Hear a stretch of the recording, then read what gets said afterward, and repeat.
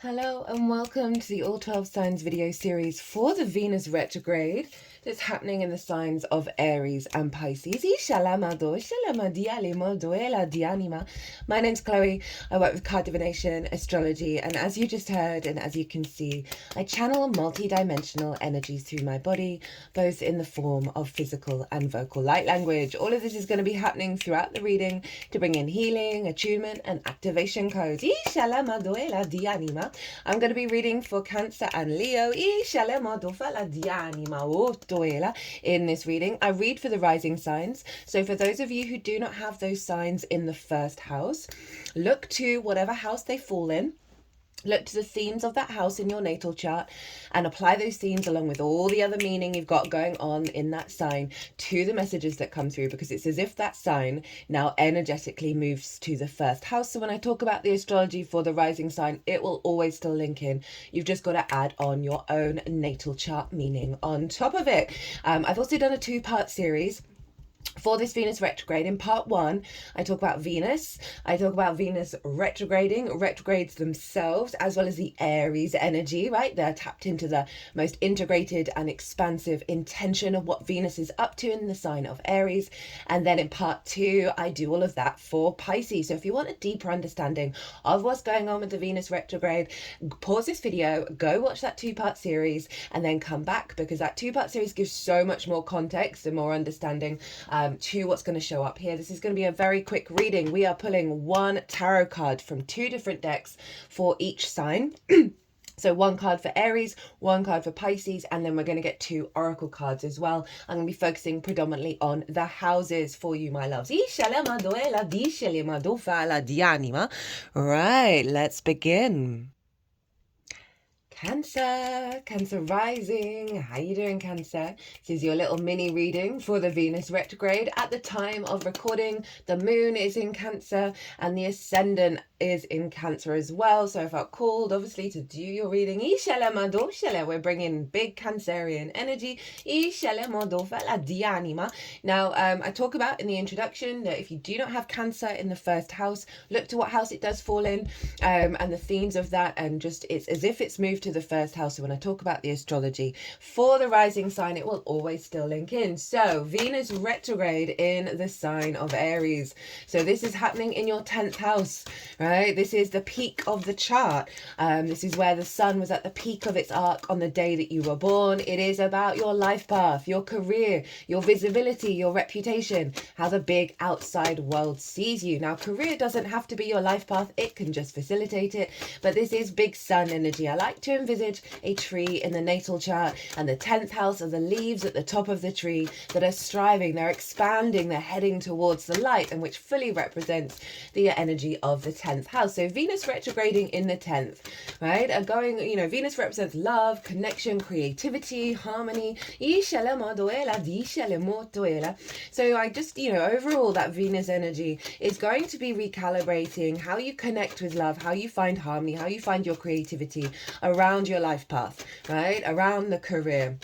Wounds around visibility. Aries energy is very independent, but that 10th house energy, that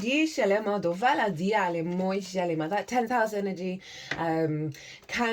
the wounds around the 10th house are around visibility, around reputation, whether you're being seen for the work that you're doing, whether you're being respected, whether you even know your path or know your career, all of that kind of stuff, where there's blocks around you creatively tapping into your love, and that sense of abundance in the 3D world. The Empress is the Venus card, in regards to that life path, in regards to how you're perceived. And Venus, as I said, in Aries, is very independent. I'm going to talk about this in the oracle reading.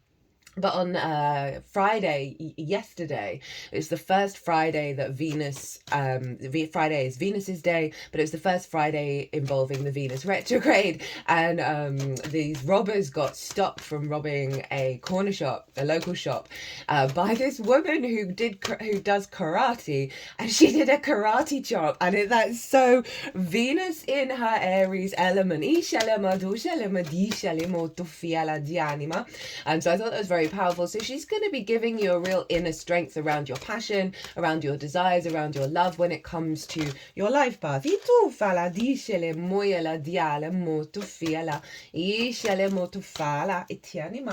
And so this is definitely a recalibration around wounds, around connectivity, joy, the flow state, right? Feeling good in regards to that path. Blocks around visibility, igniting your strength of character, your desire to embody your life path through your own experience and not be entangled by the outside world. Definitely a reconnection of your creativity with that.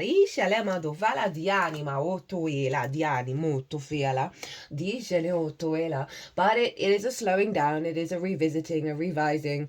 There may be a bit of an opportunity that's coming up around this Venus retrograde that's getting you to really reflect on what your path really means to you, and allowing more space for you to just sit back and observe how your sort of how that love energy, how that what your desire is to connect to is going to come through. And so there's going to be working through lots of old patterns as well as bringing in this very fresh new energy. It's a great time to do a creative project, because then you can really get into the weeds with it, with the retrograde, of getting into the depths of it, and really establishing a stronger understanding of how you create in the world, right?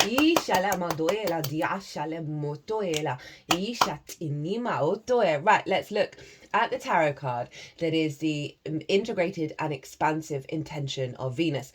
And so you can apply this energy to any situation, good, bad, beautiful, ugly, whatever's going on. That what is Venus trying to teach you? What is Venus trying to expand within you? And often with the expansion, the restrictions get highlighted. So we often always get two sides of the same coin. So let's see what's going on for you. And obviously Venus is linked into relationships, right? That sense of connection.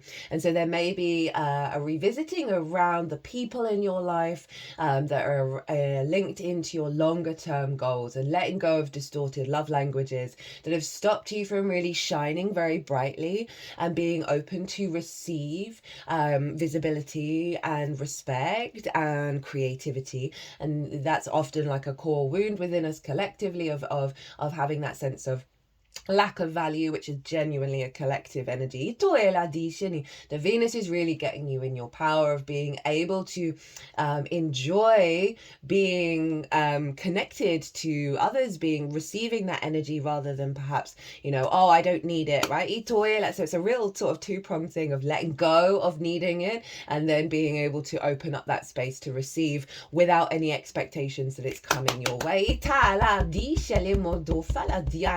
You may have a feminine energy come into your life, not sex specific. We have it all within us, that is helping sort of activate your creative energy, right? Activating that sense of, maybe have, very inspirational. And that obviously is also you at the same time. So the card that we have is the 10 of Pentacles. Love that for a 10th house energy, because this is all about legacy energy, right? This is all about building for the long term. They're in a city. Cities take forever to build, right? We have the nuclear family here. That might be relevant to some of you, but it does kind of represent the day-to-day, the sort of the building blocks of civilization, which is, doing all of those things. But then we have this elder figure who's covered in a lot of esoteric symbols. And so this is the metaphysical and the mundane world, the 3D and the multi-dimensional sphere working together in order to create something beautiful and long-lasting. So there's Venus is really getting you to focus on the long term. She's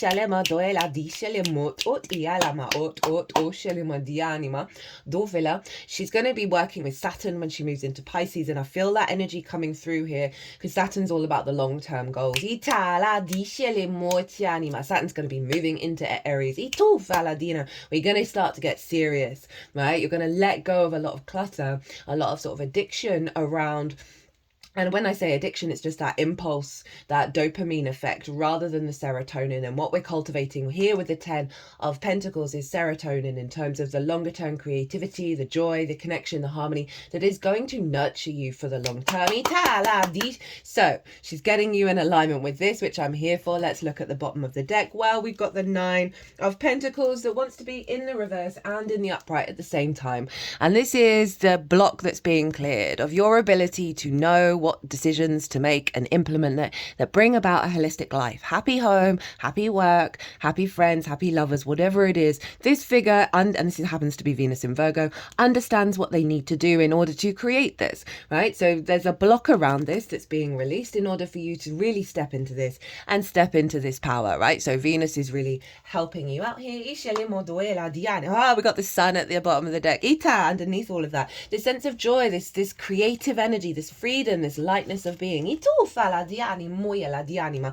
And so it's not about a heaviness of responsibility. It's like through that Venusian energy of desire, of joy, of creativity, right, of harmony, through that you're going to access this. So if there's a resistance around that, they're really wanting you to work on that. Right, let's get a card for Pisces. She's going to move into Pisces. By the way, in the description box are all the dates of all the significant moments of the retrograde. All the degrees are there, so you can check against your natal chart. And I've also listed on those specific days that mark pivot points of the retrograde cycle.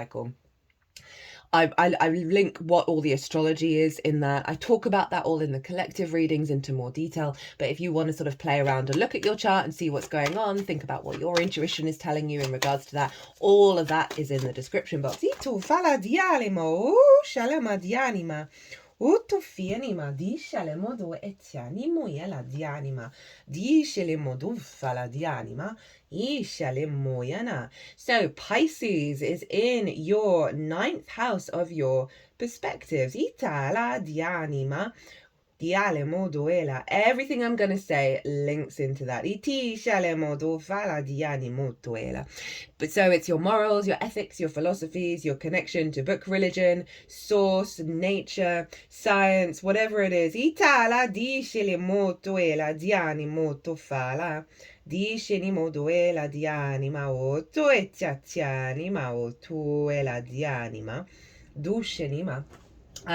So your morals, your ethics, your philosophy. Sorry, I got a little lost in the channeling at the same time.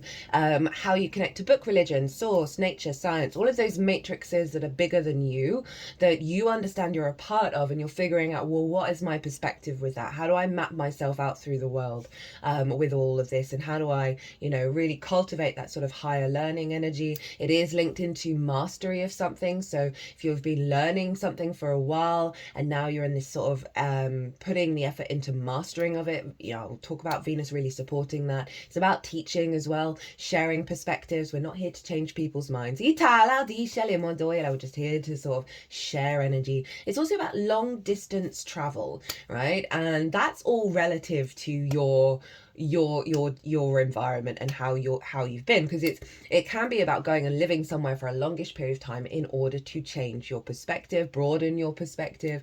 But it can be, say you live in a borough and you never leave that borough, or you haven't left that borough for like the last couple of months or something. It's and then you decide to go to another borough, maybe to go to a museum or an art exhibition or something like that, very Venusian in its energy. That's still the 9th house, even though traditionally it is about perhaps moving to a different country. It's all relative to your frequency and how you're showing up. So Venus moving through here. I love Venus in the 9th. This is this sense of love, creativity, harmony, right? All connected to the way that you perceive the world, how you operate within it. Right? So she's wanting you to, Venus wants to connect things. She wants things to be tidied up, and she wants us to feel good in the 3D world, right? So there's this real element of harmonizing, letting go of perhaps, distorted love languages can really influence how we perceive the world, right? And that's not just romantic, that's our interaction with the outside world from a place of love. So Venus is going to help release a lot of that. It's going to release any distorted love languages that stopped you fully embodying that Piscean energy, right? This very sort of synchronistic, unconditional love, mystical energy of Pisces.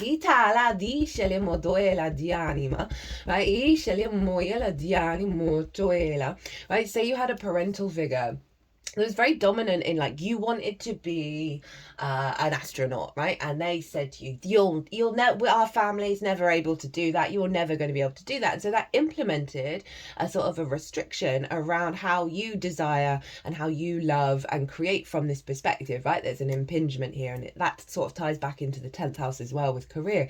That Venus is helping reorientate around that, of letting go of those restrictions and those boundaries that have stopped your manifestation of your creation energy, your joy, your love, your desire out in the world, and how you perceive the world. If there's any blocks around that love, that's really Venus 1 is going to be helping release that, as well as activate a high cycle around that one.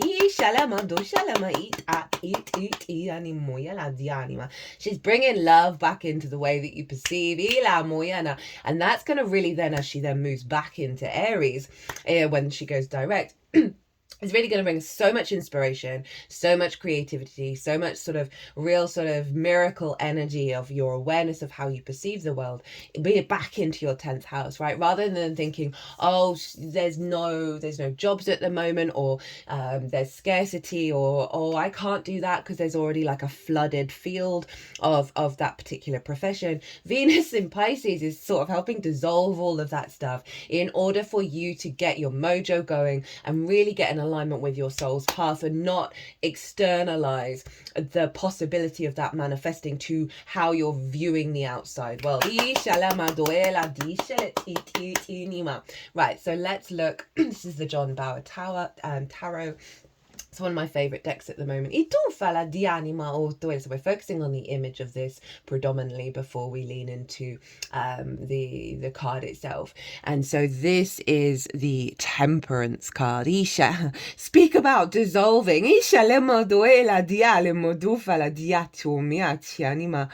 I mean, this is a very Piscean card, right? You see this figure has both the, it's sort of webbed fingers. It is a creature of the sea, but there's an element of solidity to it. But there's another half that it's completely dissolving. And look at this leaf that looks like a heart. And then we've got the snail who has those perspectives on their back and they're moving forwards. This feels like a real dissolving, completely what I was saying about the Piscean energy of dissolving those 3D restrictions in how you manifest your life path, how you manifest your career, and really allowing yourself to recalibrate back to love, right? You see this little bit of greenery, perhaps seaweed, reaching down from this dissolving. It's the wisdom energy into the snail as you then move forward on your path with all the wisdom and inspiration and love that you need, right? But it is temperance. And this is the alchemical process, right, between fire and water, which is very appropriate for the Aries Pisces energy. Is the Sagittarius energy.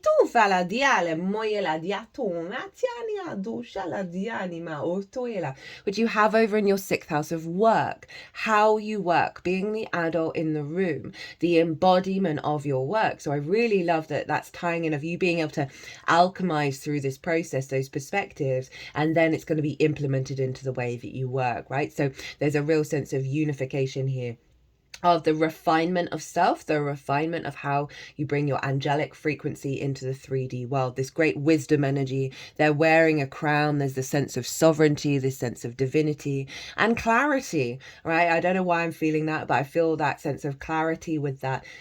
Perhaps it's the sort of the thin line. It's not bedazzled in every way. It is just this a clear understanding of how to create. And it's got like 4 points on it, which are like the cardinal axis, right? The north, east, south, and west. North, is that the right way? God, that's so hilarious. I can't remember. So there's a real sense of knowing the direction, having a clarity of the direction that you're going in. At the bottom of the deck, we've got the King of Pentacles, right? This feels very liberating. that there's a clarity of your, and also sort of inner child stuff, there's a clarity of your frequency of how you're perceiving, right, and how you're operating, but with this great wisdom. But it's not the weight isn't on you, but there is an awareness of the wisdom of the multidimensional field of source, right, who's got all the resources that you need in order to elevate your life path, elevate your perspective, and you're open to it, right? There's a little feather in that cap. There's the messages coming through. They've both got feathers in their cap, so there's this unification between that source energy in Pisces and your embodiment of it in the 3D. And again, we've got a King of Pentacles, so sovereign energy. You've got a lot of pentacles here. You've got 3 pentacles in the tarot and 1 fire energy with temperance. So it is about you're going to be able to work with this energy from a place of clarity and sovereignty in the way that you build from a creative place.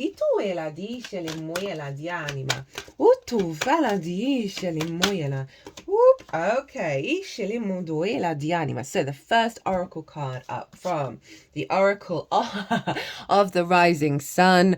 The sun is exalted in Aries, and we've got the sun in Aries as assertion, right? So love that for this. Right, of you really being able to go out in the world and operate from your frequency in your path, right? As I said, there may be a part of you that has an inkling of what's going on in terms of an alternative path, right? That there's something restrictive that's being released that's allowing you to bring a little bit more of that magic into the way that you walk your path, rather than perhaps being dominated by the traditions and the expectations of convention. Because Aries is so independent.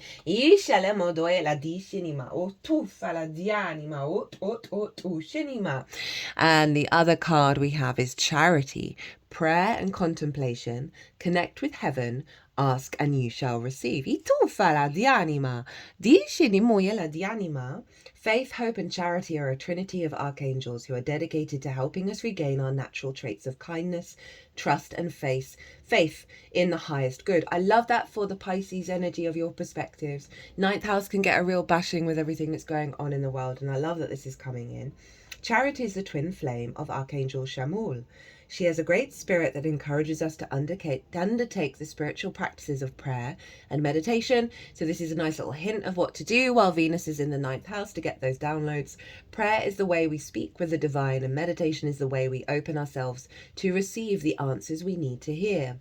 Charity is also the angel who kisses the forehead of all those who pray in support of others. She absolutely loves to see this kindness because it creates an inspirational healing wave of goodwill to the world.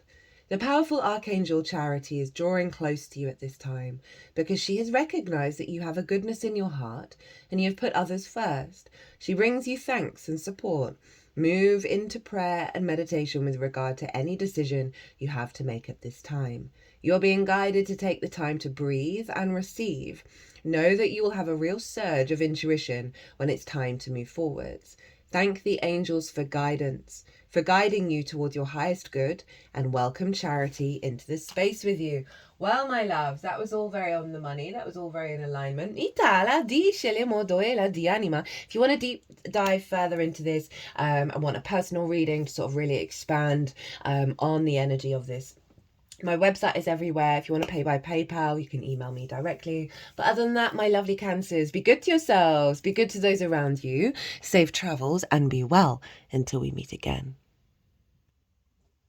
Leo rising. How you doing, Leo? This is your reading for Venus retrograding in Aries and Pisces. It's going to be a very little quick reading for you. We're going to be pulling 1 card for Aries from the tarot, 1 card for Pisces from a different tarot deck, and an oracle card for each of those signs as well. There's a 2-part collective series where I've broken down Venus retrograde retrogrades, Venus retrogrades, and then the Aries energy and the Pisces energy. So if you want a deeper dive, go check that out. I read for the rising signs, as I said in the introduction. So for those of you who do not have Leo in the first house, look to where it falls and what's going on in the house that it's in, everything else, and apply all of that to what comes through in this reading. So Leo rising, the Aries energy, Venus retrograding in your 9th house, the house of the gods.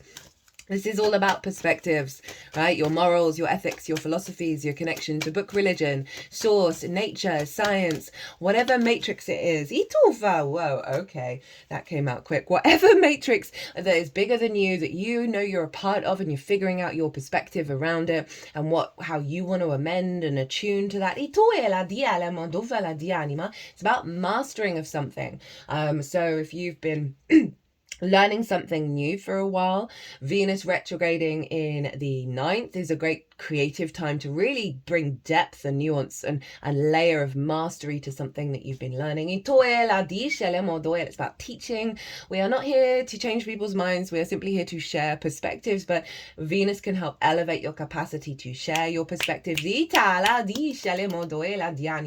it's also about living somewhere, going somewhere for a longish period of time that is unfamiliar to you, in order to broaden your perspectives, because it's often linked into foreign travel, but it's all relative to your own frequency, right? I just did Cancer, and the Venus is moving into their 9th house in Pisces. That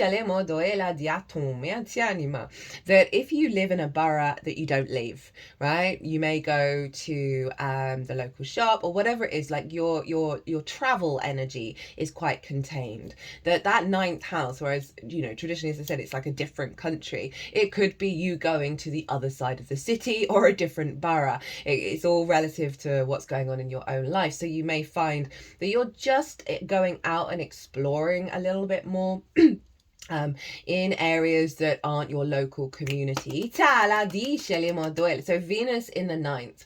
Venus is love, connection, harmony. Did I mention I did a 2-part collective series where I broke down Venus retrograde in Aries in part 1, and then the Pisces energy in part 2. So go check that out, because I'm not going to go into too much detail here. But essentially, Venus in the 9th is reorientating you back to your desire, your love, your vibrancy, the creativity in the way that you perceive the world, right? She's really helping you fall in love with your existence again. And so often that can bring up old patterns, old distortions, and obviously Venus is very much linked into relationships, whether that's romantic or not. So there may be a lot of wounds around perspectives, around relationships that are coming to the forefront, and really helping you just get back to yourself, and not be contained by the old stories. She can bring a lot of creative perspectives, a lot more perspectives around love. And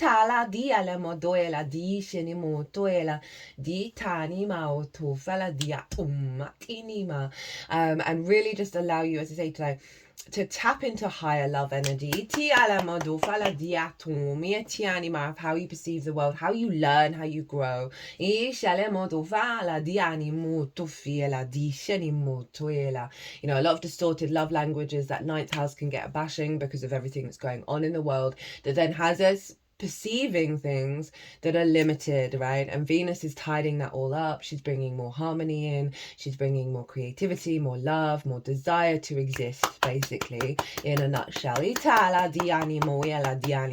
in the process of letting go of a lot of blocks. So let's see what card. So this is the most integrated and expansive intention of Venus. So this is what you can apply to any situation, good, bad, beautiful, and ugly. And to go, okay, well, what's at the root of what's going on in my life right now? And this is the card. So we have the 2 of Cups. How beautiful. This is in fact a Venus in Cancer card. I link it into Lilith energy though.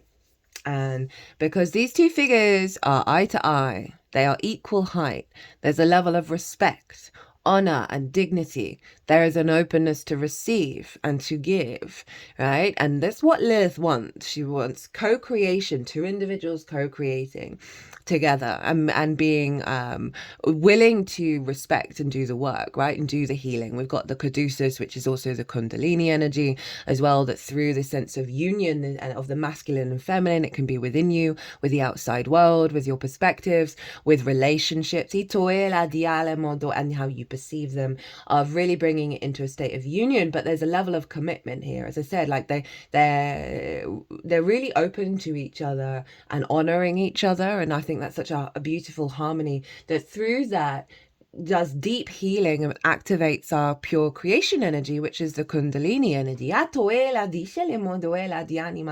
So your perspectives are coming into a state of union. It's learning to respect and love yourself, learning to heal, learning to love, learning to create, and realizing that that is at the foundation of your existence. As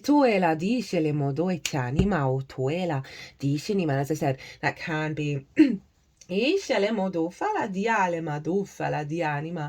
can be linked into the outside world and your relationship with it, as well as other people, but overall it just genuinely feels like an integration energy that she's bringing in, that's focused on love. But these are individuals, so that's the Aries energy of Aries being able to come together with others, right, and respect and honor the I am of everyone. And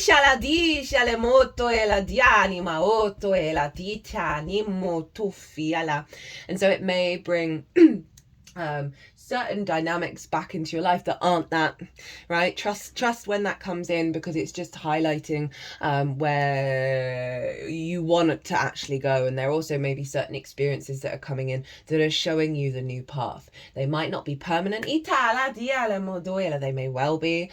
Allow things to unfold, allow the undulating energy of a retrograde, which for me is very yin in nature, to take its time, because this is a very powerful recalibration. At the bottom of the deck, we have the Temperance card. This is Sagittarius, right, which is your 5th house of creation energy, of joy, of pleasure, amusement, games, children, both literal and figurative, such as your inner child, romance, dating, and love. Venus's favorite house to be in. So it's really interesting that that's shown up. Of highlighting the alchemical process that you're doing, of bringing that joy, bringing that creativity, that love, right, that pleasure from the 5th into your perspectives as a very powerful modality, and amplified doubly by the fact that Venus loves being in the 5th. It's her favorite place to be. So it's really harnessing that Venusian energy in your perspectives. And you're going to go through an alchemical process. Take your time, the refinement process of bringing the multidimensional energy into the 3D world and reclaiming your sovereignty of the I am via a state of union, respect, honor, dignity, and love. Leo. Whoa. Oh, didn't see that one, so we'll see what comes up for that. So Pisces. Venus will be moving into Pisces. All the dates, all the degrees are in the description box, and I've put the sort of the core pivot points of the retrograde, and with each of those dates I've put what the astrological energy is at that time. I go into detail of that in the 2-part series, but if you don't get overwhelmed, it's all written down. You can write it in your diary and see what shows up around there and tap into your intuition. What does that formation mean to you? Pisces, your 8th house, the house of the outside world's resources and your interaction with it. So mortgage on the base level, mortgages, loans, debt that you owe, debt that's owed to you, bonuses and commissions, inheritance, both 3D and cosmic. So it's working with the resources of the outside world, as well as one-off chunks of resources, such as the bonus or commission or inheritance.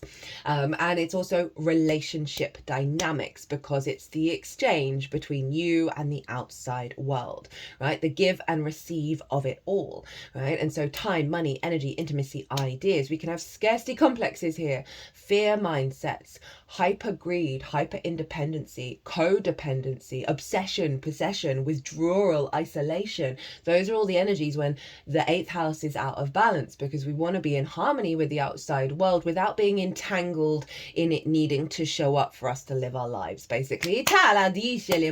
It's a very psychic house.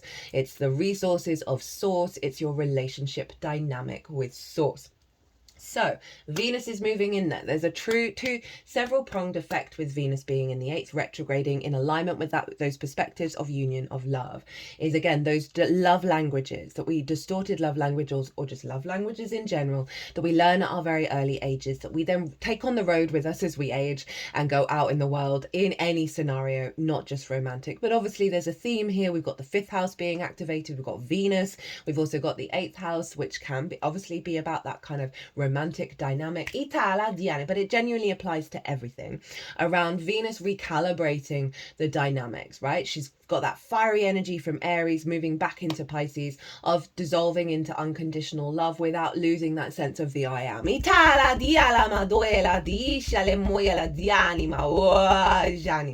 So Venus is going to be bringing up old distorted, well, she might not, but predominantly it's definitely a thing, old patterns, as well as highlighting where you're headed with all of it. It's always two sides. Not always. I'm trying not to be like definitive about anything because we don't know anything. And so this is really helping you connect at a deeper sense of love, of self and with the outside world, of seeing the synchronicities, the fluky miracle energy of Pisces, of learning to trust that you can you can operate from your perspectives and be supported by source, by the outside world as you do so.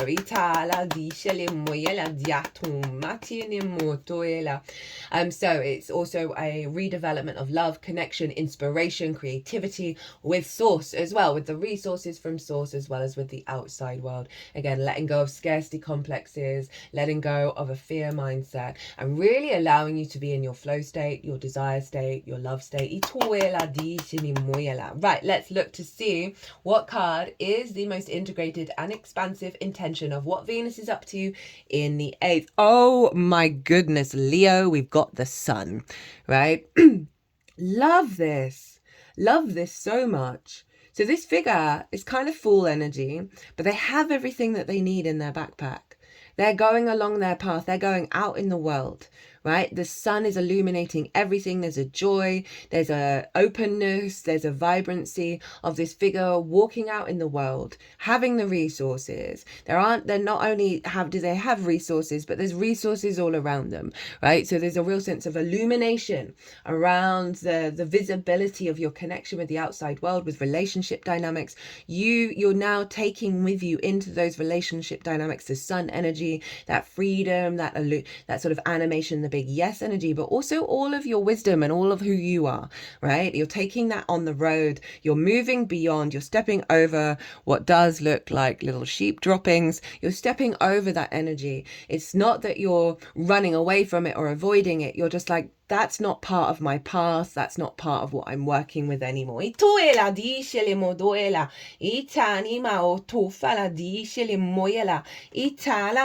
Woo! You got another major arcana at the bottom of the deck. You got the Hermit card, which is opposite Pisces, right? So there's a real sense of clarity and illumination here that's connected to your deep sense of nature, right? So there's a real sort of vision in the mind. There is no longer those unconscious responses, those distorted love languages. Everything is aligned, that inner wisdom of the Hermit. And for you, the Virgo energy is over in your 2nd house, opposite Pisces, of your skills and tools, how you manifest, how you bring in regular income, things that you value, and most importantly, how you value yourself. So you are bringing this value of self out into the world. And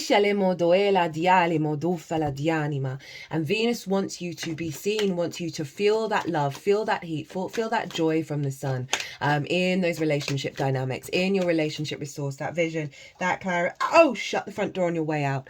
Oh my God. Do you see sun, vision, Pisces? No, that was wild. That was, woo, Leo. Whoa, God, that's blowing my mind. That's blowing my mind.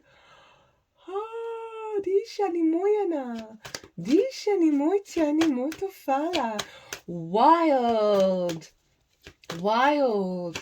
And in terms of like work, right? Because if we're bringing in that Virgo energy of your wisdom, your skills and your tools, out into the world and that being seen. Oh, some nice energy just went up my spine. And to receive the vision and the downloads, the resources from source, and be able to apply it to your skills and tools, to feel it radiating out from you as you go out and about in the world. There's a real sense of containment with that sun energy, that it's not, that figure doesn't feel like they're being, you know, as I said, they're stepping over the little sheep droppings, or the bunny rabbit droppings. They're not getting distorted by the muck, by the chaos, by the difficulties and the struggles that are out in the world. There's a real sense of protection and power and containment of the self. Leo, one of your cards is the sun card because you are ruled by the sun. So it's that. Oh.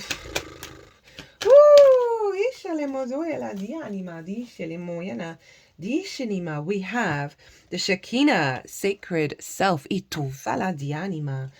got this? I think it was Virgo got this. Which you might want to watch the Virgo reading because you got the Virgo card. Unleash your spirit, express your gifts, dance to the sacred rhythm of life. The Shekinah is the twin flame of the Holy Spirit. It is the female aspect, and dance to the sacred rhythm of life feels like that in the outside world, in your engagement with anything other than yourself. It's more of a flow state. It's more of a synchronistic, intuitive state rather than a sense of resistance and a sense of heaviness. The Shekinah is the twin flame of the Holy Spirit. It is the female aspect of the God particle or creation energy. She is more of an essence than a being, but has the ability to show herself in ways that we will understand. She is acknowledged in the sacred teachings of Judaism and also called the Sophia of Christ. In the Gnostic Gospels, she is a powerful female voice of spirit who is here to bring about equality and to help the world move on from the male-only image of God. She reminds us that God is all-loving and all-accepting. Whenever she appears in a reading, she points out the change makers, the love creators, the gift sharers of the world, who are here to unite all hearts around the world. Don't feel the need to hold back or dampen your spirit. This is a time to celebrate. There is a feeling of dance and joy around you at this time as you fully recognize your splendor. You are a sacred being who defies gravity every day just by being alive, and brings a sense of balance and equality to the world. Wow. So that move from Pisces back into Aries is bringing that sort of fluid, intuitive energy, that trust in your own sacred essence, back into your perspectives and how you share that. At the bottom of the deck, we've got Dharma unfolding. Remember that you are on a path. Lol. And there's a path here. Take one step at a time to happiness. So again, it's that perspective of bringing love into it and applying that into the way that you perceive the world. And then when you go out in the world, really re-enhance that. Whatever's going on is bring that love back in. We've got Mars in Scorpio, revenge in reverse. So that feels very karmic. Both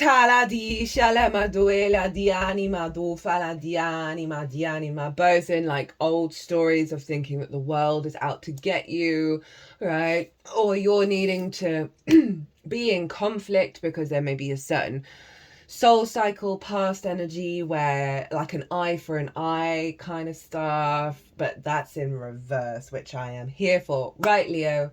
Oh, that was wild. If you want to go deep even further into this and book a personal reading, my website is everywhere. Also, if you want to pay by PayPal, email me directly. But Leo, be good to yourselves, be good to those around you. Safe travels and be well until we meet again.